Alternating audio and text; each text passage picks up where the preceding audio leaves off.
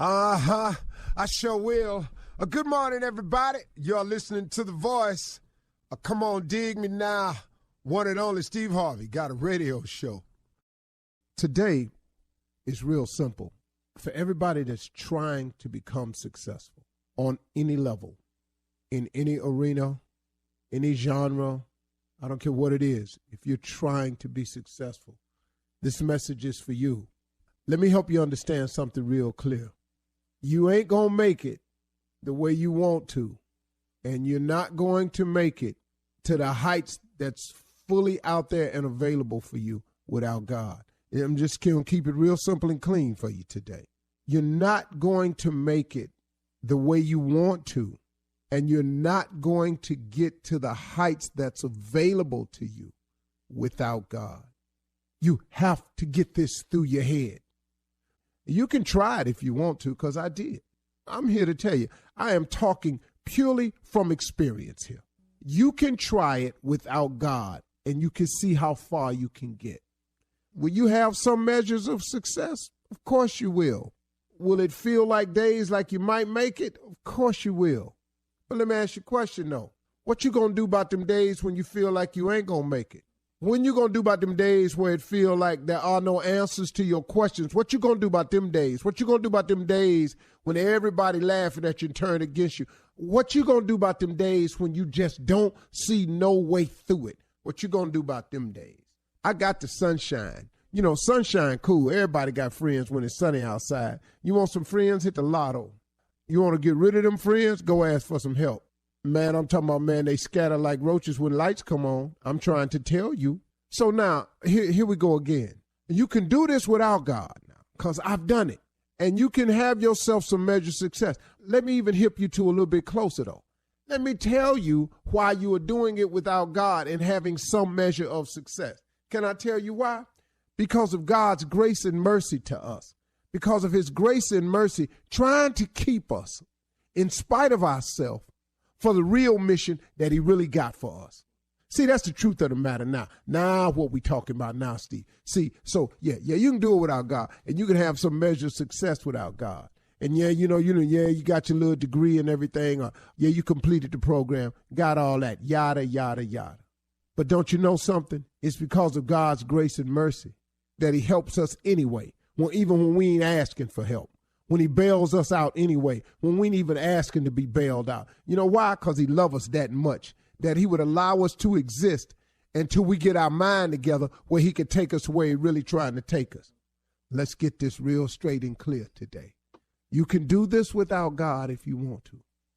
But I am telling you, to get to where you really want to be and to be all that God has for you, you got to have God. There's no ifs, ands, buts about it. And let me tell you this here. I don't really care what nobody done told you. Are you listening to me? I don't care what they say. Don't get this thing twisted. They got these people out here talking about they Illuminatis and all this here. Man, don't listen to me. Don't get caught in this mess. Don't get caught in no foolishness. You were created by God. God created you and your soul. We were all created in his image. All of us. Don't get to talking about you finna cut a deal with the devil and all. You ain't cutting no deal with nobody, man. The devil don't do deals. He one-sided. I'm taking you to hell, you going to hell, you'll burn in hell. That's his deal. I want your soul. I want you to lose hope. I want you to take your life. I want you to take some other people's lives. I want you to feel hopeless. I want you to realize that there ain't no God. That's his whole deal. His whole deal is negative. Oh, he can talk you into dealing drugs if you want to, but let me tell you something about this. I watch these shows all the time. Drug Inc. and all this here, cocaine mafia. Everybody on there go to jail or get killed.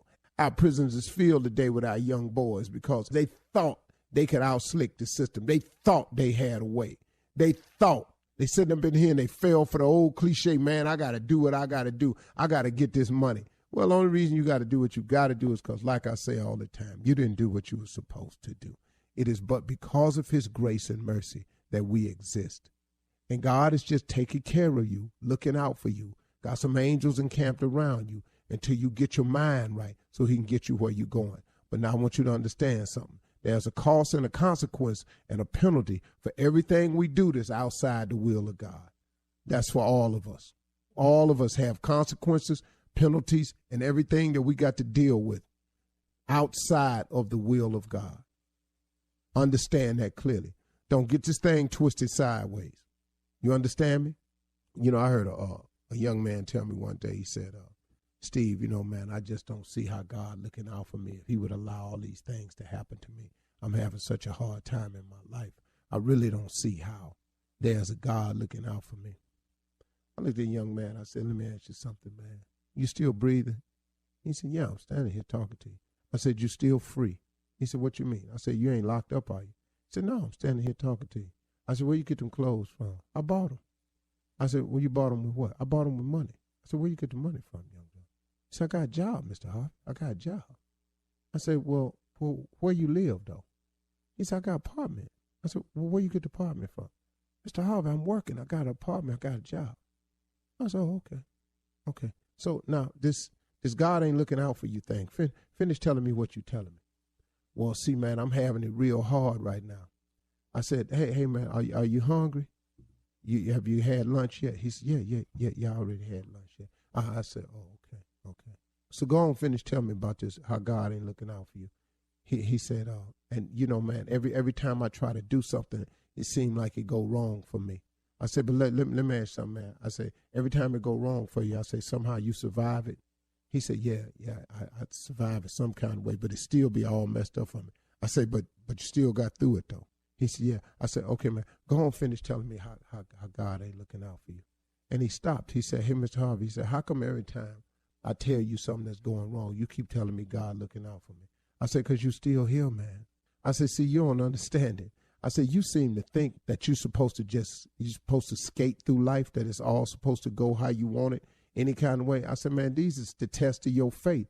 I said, God looking out for you the whole time. I said, every time you tell me something going wrong, you seem to turn around and tell me how you survived it. You keep telling me what ain't going right, but you keep telling me all these things you have. I said, man, so what you got to do is you got to stop looking at the what you ain't got column and start focusing on the what you do have column. But if you ain't happy with nothing he done done for you, you want him to keep piling stuff on. I said, you failing the test, young man.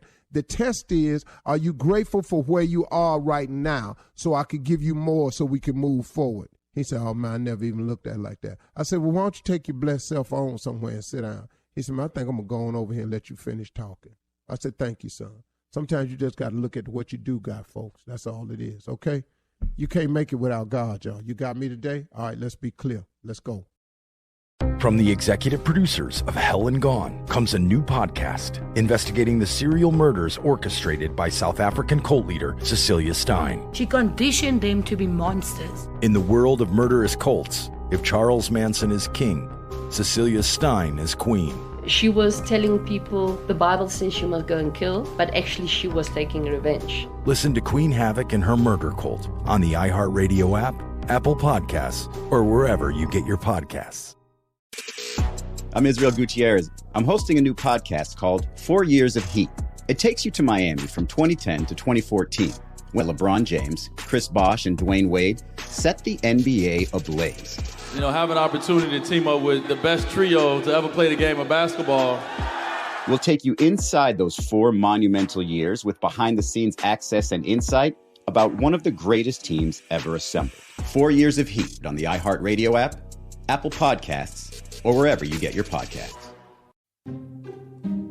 What do a flirtatious, gambling double agent in World War II, an opera singer who burned down a nunnery to kidnap her lover, and a pirate queen who walked free with all of her spoils have in common?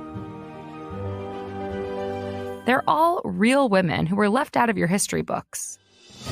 You can hear these stories and more on the Womanica podcast. Check it out on the iHeartRadio app, Apple Podcasts, or wherever you listen.